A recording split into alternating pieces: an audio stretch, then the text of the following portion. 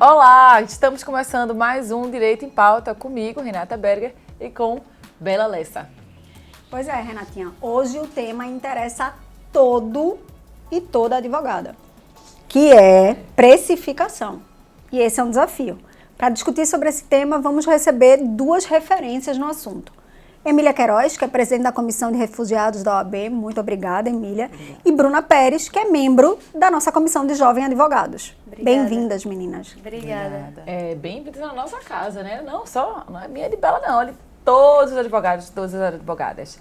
É um tema complexo, principalmente até para jovem advogado. Como é que você vai precificar, recebe aquele cliente, surge aquela dúvida, chega um momento, demora, pensa, repensa, erra e acerta também, né? E o principal ponto para um advogado começar é avaliar quais são os tipos, as modalidades de honorários advocatícios.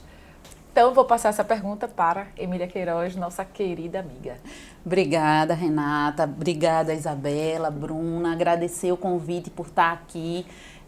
Eu tenho muito carinho pela ESA, sou professora honorária, professora já há alguns anos aqui, fui coordenadora de pós-graduação, então é um orgulho incrível sempre que eu posso colaborar para alguma discussão que vocês sempre abrem aqui as portas para isso.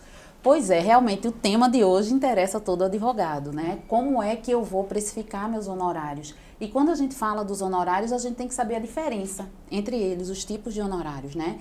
Existem os honorários convencionais, os sucumbenciais e por arbitramento, né? Então, acho que a gente deve dar uma atenção especial a cada um desses tipos, principalmente para diferenciar os sucumbenciais dos convencionais.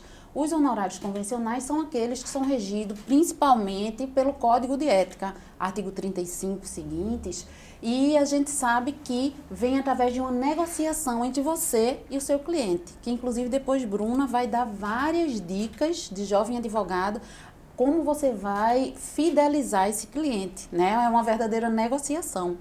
E existem os honorários sucumbenciais. Nos convencionais, quem vai lhe pagar é o seu cliente pelo serviço que você está prestando, independente, se for o caso, do resultado. E os honorários sucumbenciais são pagos pela parte vencida ao advogado vencedor. Para esses dois casos, como é que a gente vai entender um advogado em determinado processo recebe 10% de honorários e outro advogado num processo de mesma natureza recebe 20%? O juiz vai ser influenciado por quê para fazer essa variação entre 10% e 20%, que é a que traz o CPC, a gente falando do processo civil. E os seus honorários contratuais, existe um valor máximo, existe um valor mínimo para você cobrar e negociar com o seu cliente? Sobre isso, Bruna vai falar com a gente agora, dessa questão do valor máximo, do valor mínimo, dos contratuais. Sobre esse ponto que a Emília falou, é muito importante que o advogado, e principalmente o jovem advogado, que tem aquele receio ainda de fazer um contrato de honorários, verifique a tabela da OAB, da seccional que ele participa, verificando o valor mínimo que a OAB estabelece. Para, a partir daí, verificar as despesas que ele tem, a experiência, quanto tempo aquele processo vai durar e, a partir daí, fazer uma proposta para o cliente, né, após a consultoria jurídica, que também é importante que seja cobrada, mesmo que depois ele dê um desconto abatendo o valor da consultoria no contrato, mas é importante que seja cobrado esse valor. E após a proposta também, dependendo da condição financeira do cliente, ele pode, por exemplo, parcelar no cartão, né, de crédito ou através de boleto bancário, para que facilite também para o cliente. Às vezes o cliente não pode pagar à vista e aí pode dar essa opção do parcelamento. É importante isso. A forma de pagamento, muitas vezes, é melhor de ser negociada do que o preço do trabalho. Porque senão o trabalho não compensa. E daqui a pouco você está assoberbado com um monte de cliente que você não está dando conta e que, na verdade, a remuneração não está justificando o seu trabalho. Esse é um ponto muito importante, Bruna. Além do parcelamento, aqui no Nordeste também tem o costume de pedir aquele desconto, né? Tem que ter, tem que ter aquele pechinchar ali com o cliente, você fica numa saia justa, mas também se o cliente insistir, você abrir um desconto muito grande, fica algo desproporcional, que vai saltar os olhos até do próprio cliente, desconfiar pela diferença desse valor. Bruna, me responde uma coisa, e acho que é outra dúvida também que é bastante frequente. Se esses dois tipos de honorários, o contratual e o sucumbencial, podem se acumular? Sim, é uma dúvida de muitos clientes, né? Quando a gente mostra a proposta e no contrato de honorários também é importante que se tenha essa diferença, né? Dos honorários contratuais e sucumbenciais. Então, sim, é possível acumular. Isso deve ser esclarecido para o cliente no momento da contratação, para que depois, ao final do processo, ele não ache que você está ganhando mais. É importante esse esclarecimento. Emília, deixa eu te perguntar uma coisa que a gente sabe que muitas vezes o cliente não entende com muita clareza, que a gente vai fazer um preço se for negocial, vai fazer outro preço se for judicial e pode sim alterar o preço a depender de em que instâncias eu vou atuar. Tá? Como ser claro com isso no nosso contrato para que fique bem amarrado e não corra o risco da gente trabalhar sem receber a contento? Perfeito, Bela, esse ponto que você tocou, eu acho um ponto essencial. É aquele jargão, né? O combinado não sai caro, né? Então, você tem, assim, vale a pena se debruçar a você formar o seu modelo de contrato de honorários advocatícios, porque se você parar para pensar, aquilo já é um título executivo extrajudicial, né? Claro que nem sempre a gente tem que ver a conveniência do caso, se vai se executar um cliente ou não. Até hoje, com uns 15 anos de advocacia, nunca executei, né?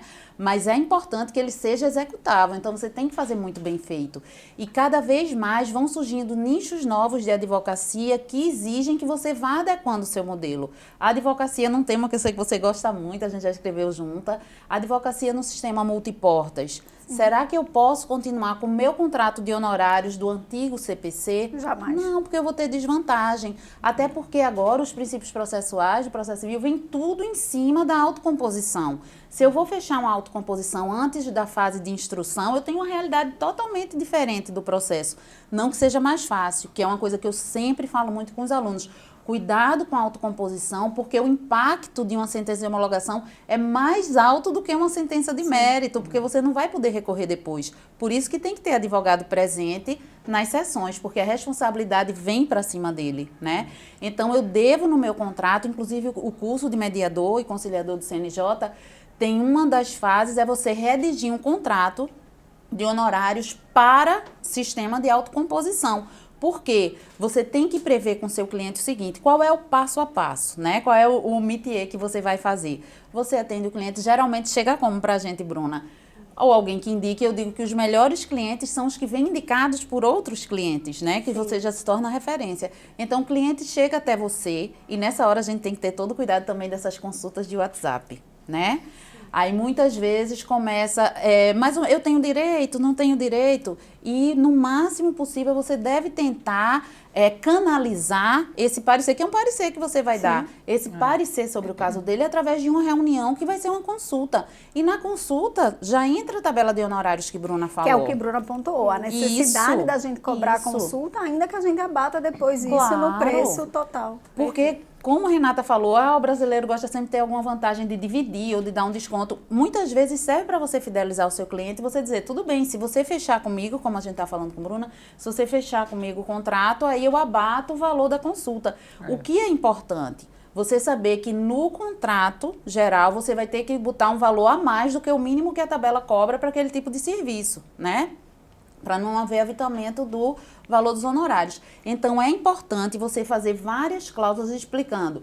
Se o processo for concluído antes da instrução, valor tal. Se seguir para a instrução, valor tal. Se precisar de recurso ao longo disso, você vai ter que... Porque se você não bota que vai cobrar recurso por fora, ou que precisar de recurso no exercício da boa representação do mandato, você vai ter que fazer. E ainda tem uma outra coisa que é muito importante a gente colocar, né?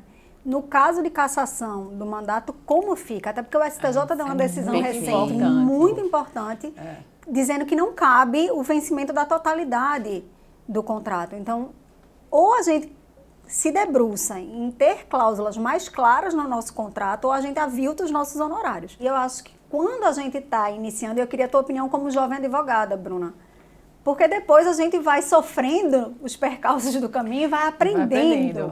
Mas como iniciar nesse processo? Como cuidar do contrato de advogado sendo no início da profissão? Sim, é muito importante essa pergunta, Isabela. Então, no início, os advogados vão ter esse receio, né? A gente vê quando a pessoa sai da faculdade de Direito, não sabe muito bem qual área seguir, Mas aos poucos você vai pegando a experiência, né? E é muito importante mostrar para o cliente a sua experiência, mesmo como jovem advogado, que você passou 5 anos na faculdade, cobrar a consulta de início, né? Após mostrar a proposta de honorários, fazer um bom atendimento. E aí, após isso tudo, o cliente vai ganhar confiança e vai querer fechar com você, mesmo você sendo jovem advogado. Então, mesmo que o cliente ache caro o valor, a gente falou da questão do parcelamento, mas que você se mantenha firme e valorize a profissão, né? Para que se tenha um parâmetro mínimo para todos os advogados. Porque se um cobrar menos, né, acaba que vai puxar o cliente e vai ser antiético com o outro colega de profissão. É o risco de aviltar a nossa profissão, né? Isso. Isso acontece. A gente não tem como negar que tem essa dificuldade de um oferecer bem menos. Mas também os clientes não são bobos, né? Não vai dizer uma pessoa oferecendo R$2.000 para uma proposta que você está oferecendo R$10.000 e o cliente, se eu fosse eu, cliente, é muita facilidade. A diferença, tem alguma coisa errada aqui, né? Você fica já com o pezinho atrás. E outra dificuldade também, que eu acho que essa é a mais complicada, pelo menos para mim, para precificar para familiares. Não, melhor fazer proposta. Eu não quero nem advogar. Olhe, eu só resolvo quando a bronca é muito grande. Porque eu sei que a dor de cabeça vai ser muito, muito, muito grande. Se a dor de cabeça for muito grande, eu entro, ajudo e tudo mais, mas tomar a frente. Não, dor de cabeça discutir no Natal sobre processo. Não, Deus me livre, meu Deus. É verdade, tirar uma dúvida. O que eu acho interessante é que, brincadeiras à parte, depois eu sempre falo assim, os honorários na era do WhatsApp, né? Porque mas é só uma dica que eu queria, né? Aí, e outras vezes porque com o meu vizinho aconteceu isso, né? Eu digo, tá bom, peça pro seu vizinho ligar lá pro escritório e a gente marca uma consulta. Pode, mas ele mora longe. Pode ser pelo online, né? Com todo sigilo. É que a pandemia facilitou isso. Pois exatamente. E uma coisa que eu acho interessante, nessa hora dessa primeira consulta, você primeiro, lógico que você já vai saber alguma coisa sobre aquele caso, você tem que demonstrar segurança, né? E você tem que expor quais são os motivos que vão fazer valer a pena ele fechar aquele contrato com você, né? A gente sabe que com o tempo, com o exercício da advocacia, se você já tem o seu próprio escritório ou se não tem, se você é advogado individual, você deve formular a sua própria tabela de honorários. Por quê? O que a gente tem a tabela da OAB é o valor mínimo, tá? A partir dali o céu é o limite. Mas, claro, o artigo 36 do Código de Ética da gente diz que a gente deve ter moderação. E nos seus incisos ele traz as questões que devem ser consideradas nesse sentido. Então, por exemplo, depende da complexidade da causa. Se eu assumir aquela causa, vai impedir que eu assuma outras causas, por causa da outra parte, que seja. Quanto tempo eu vou dedicar a isso? E é uma coisa importante, principalmente para a jovem advocacia, Bruna, a gente saber quanto custa o trabalho da gente. Porque no começo eu lembro que eu tinha você fica com problema de autoestima, você é muito jovem, eu não tenho coragem de cobrar esse tanto. Mas você tem que ir para a ponta do lápis. É uma coisa difícil ir para a ponta do lápis, né? Fazer esse time sheet. Quanto vale a minha hora? Isso. Quantas horas eu vou me debruçar naquele trabalho? A gente que é do direito não tem essa tradição, como o pessoal dos negócios, né? Então a gente tem que ver. Eu estou alugando um escritório, quanto é o aluguel? Não, eu não estou. Estou no escritório virtual ou atendo em café, seja o que for. Eu tenho que ver os cursos que eu já fiz para chegar até aqui. A mensalidade que eu estou pagando de uma pós-graduação, né? Então, eu tenho que botar tudo na ponta do lápis para ser sustentável. Senão, no fim do processo, eu vou estar pagando para trabalhar, né? Então, acho que o primeiro passo é a gente ir para o critério. É uma causa pro bono, eu posso advogar pro bono, porque eu só posso não cobrar se a pessoa for carente, ou se for empresa sem fins lucrativos, né? O primeiro critério é esse. Se não posso pro bono, vamos para a tabela, é a partir daqui. Tá, mas eu já tenho tantos anos no mercado. Não, eu sou recém-formado. O meu TCC calhou de ser exatamente sobre essa matéria, eu já vou referenciar. Eu fiz aquele curso, por isso que eu acho tão importante esses cursos da ESA, né? Você tem um certificado, não. Vai que você fez um curso sobre alienação parental e você está com a causa de alienação parental. Você vai passar a segurança para o seu cliente que você fez um curso numa escola superior de advocacia sobre aquilo. Se você fez a pós-graduação, mais ainda, eu sou especialista em direito civil, em processo civil. Ou seja, você vai mostrar o seu diferencial de mercado para aquilo. É isso que vai poder variar o advogado que cobra mais do que cobra menos. Quando a gente vai escolher um médico, a gente vai levar em consideração o quê? A gente vai para qualquer médico médico. Muita gente tem plano de saúde e ainda paga consulta particular com determinados médicos. Eu acho que a cultura que tem que se ter dentro do direito da advocacia, primeiro, respeitar a tabela da OAB para não permitir que haja essa guerra de preços que infelizmente existe no mercado e que é infração, que a gente não pode Mas cobrar eu vou aquele dizer, mínimo Emília, abaixo do eu não mínimo. tenho muito medo da guerra de preços não, hoje em dia. E eu diria isso ao jovem advogado.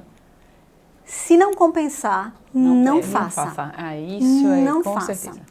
Porque você pegar uma causa em que você vai pagar para trabalhar, isso vai tirar todo o teu interesse de dar o seu melhor para aquilo. E aí, a gente sabe que a nossa atividade é atividade de e-mail. O que a gente vende para o cliente, na verdade, é a certeza de que ele está em boas mãos. Então, isso exige que a gente tenha realmente uma autoridade até sobre os nossos honorários.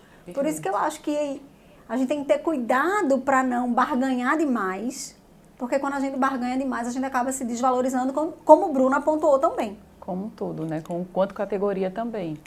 Mas precificar nunca é fácil. E não tem aquele advogado que já tenha cometido, que não tenha cometido esse erro, de colocar um preço e depois se arrepender. Isso é o que, com certeza, todos nós já caímos nessa história. E o pior, sabe o que é? Até quando você não é obrigado a pegar um pro bono, você pode não cobrar, mas a responsabilidade do seu mandato vai ser exatamente a mesma daquele cliente que você está cobrando com uma certeza. fortuna. Então, você tem que ver o custo-benefício. Eu já tenho porte para assumir uma causa que eu não vá cobrar e tenha que me dedicar como se fosse qualquer outra causa. Então, E quantas eu posso assumir e por quantas ano? eu posso? É planejamento, é gestão, né? Assim, infelizmente, o advogado, nacionalmente falando, né? Não tem essa postura de estar cuidando da gestão, cuidando disso tudo, aí acaba... E tem que consultar os colegas também, né, Bruna? Isso, e é super importante essa questão que a Emília falou da gestão, né? De saber quantos processos se tem já para pegar, né, outros processos e ir verificando os valores, enfim, o financeiro do escritório, né, fazer essa organização. Ou Sustentabilidade. seja, uma série de habilidades e competências que a gente não aprende na graduação de Direito, Verdade. que vão ser exigidas diariamente até para a gente iniciar um contrato, porque a precificação é uma das primeiras etapas do nosso contrato, né? É uma das primeiras dificuldades. E outra dica que as meninas já comentaram, mas é essencial também, é deixar isso tudo por escrito. Porque, olha, tem aquele momento que ia dizer, não fiz o contrato. Quem vai lembrar o que foi que acertou? E agora, o cliente vai e não quer mais você como advogado, quer pedir a substituição. Quanto você vai ter direito? É bem complexo. E você tem que ficar na mão do juiz para o arbitramento. Exatamente. E, infelizmente, não sei se vocês Nem notam, sempre é justo, isso assim, quer dizer, para o nosso trabalho. Não é alguns justo. juízes têm barreiras atitudinais, não é? Parece assim uma invejinha, uma coisa Foi de tão arbitrar chique os sua forma de honorários, falar. né? Eufemismo, né? Por isso que o CPC mesmo diz que os honorários têm que ser os sucumbenciais, entre 10% e 20%. Entre 10% e 20%, numa causa milionária, existe uma grande diferença, né? E tanto que existe uma ação declaratória de constitucionalidade, a 71, no STF, que a OAB entrou exatamente para impedir que o Poder Judiciário faça arbitramento de honorários, a fixação de honorários em cima de equidade, quando é a maior, porque o CPC, o artigo 85, fala que ele pode fazer quando é a menor, né? E eles querem extrapolar essa interpretação temerária que se dá. Ainda bem que a OAB está em cima para cuidar da gente nisso tudo. Né? Esse é o papel da OAB, né? Sim. Então, um ponto importante, eu acho, da gente tratar é a questão, a pandemia facilitou as consultas virtuais. A gente sabe hoje em dia que o cliente escolhe, quer presencial ou quer atendimento remoto. Muda o valor do atendimento? Não muda, né? Tanto que muitos advogados gostam de cobrar por locomoção no fecho contrato, né? Advogado correspondente que existia muito também antes da pandemia, os processos físicos, né? Mas hoje, tanto para você fazer uma locomoção da audiência que seja online, no formato digital que o CNJ está autorizando, como a consulta é o mesmo valor, a conveniência do cliente. Mas o que eu acho importante, assim, eu que advogo muito na área de família, principalmente questões de confidencialidade, assim que você abre, porque tem muito cliente que fica com medo, achando, não, mas vai ser gravada, vai se passar para outras pessoas, então eu acho que o importante é você dar a segurança ao seu cliente que você, até na consulta, já sujeito à confidencialidade entre advogado e cliente. Eu digo, vai ser online, mas não vai ser gravada, eu vou estar numa sala, só eu e você, ou só eu, meus sócios, estagiários. E você pode ter toda a confiança que vai haver a confidencialidade, porque o que eu noto assim na prática é isso. E noto também os clientes, né? Agora nessa era de audiências virtuais, aí dizem, doutora, mas agora que a senhora não está tendo nem que sair de casa nem do escritório, dá para dar um descontinho? Dá não, porque se a gente parar para pensar, uma audiência presencial é muito mais ágil, né? Você às vezes tem até menos comprometimento com o que você vai falar, porque agora as audiências de instrução são gravadas, né? Então requer muito mais esforço, requer todo um sistema técnico dentro do seu escritório de internet com a velocidade melhor, um computador bom, né? Sim. Então eu acho que a gente tem que fundamentar para o cliente também, né? Essa Perfeito. parte. E conversa no WhatsApp aí que deve ser mais complexo ainda, porque responder só com mensagem de texto ou um áudio, uma consulta é bem temeroso. Não dá. Perfeito. Eu acho complicado, porque depois aí você passa a informação, dá o parecer, fica ali registrada a sua mensagem, e quando vê, ele deixou de te passar alguma informação que era essencial para a resolução do problema. Eu sempre brinco, a gente só consegue precificar vendo papel. A gente só consegue perfeito. tendo o contato, seja virtual, seja presencial, para poder entender a complexidade do fato. Porque se a gente não entender o que o cliente precisa, a gente vai precificar errado e vai se arrepender. Exatamente. Perfeito. Bem, foram muitas informações hoje aqui, né, Bela? E informações super úteis para o dia a dia de advocacia. E é dessa forma, com esse enorme prazer que nós tivemos de recebê-las aqui nos nossos estúdios, que eu encerro mais um programa, mais um aí na conta do Direito em Pauta, com muita felicidade e aguardando o próximo. E que venham honorários. Chefe, com certeza. Aí é a melhor parte, né? Que vem os honorários. Até mais.